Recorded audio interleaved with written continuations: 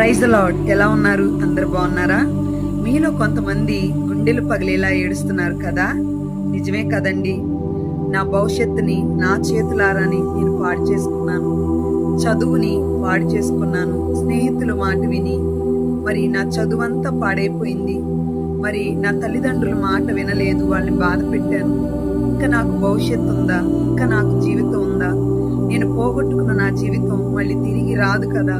నేనేం చేయాలని నువ్వు గుండెలు పగిలేలా ఏడుస్తున్నావు కదా. నువ్వు బాధపడనక్కర్లేదు.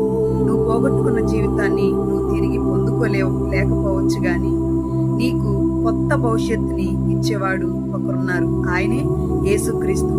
యేసుక్రీస్తుని ఇప్పుడే నువ్వు సొంత రక్షకుడిగా అంగీకరిస్తే నువ్వు కోల్పోయిన జీవితాన్ని నీకు ఇవ్వడు కానీ నీకు క్రొత్త జీవితాన్ని ఇస్తాడు. ఆ జీవితంలో నువ్వు సంతోషంగా, ఆనందంగా, చాలా ఉత్సాహంగా జీవించబోతున్నావు, సమాధానంగా.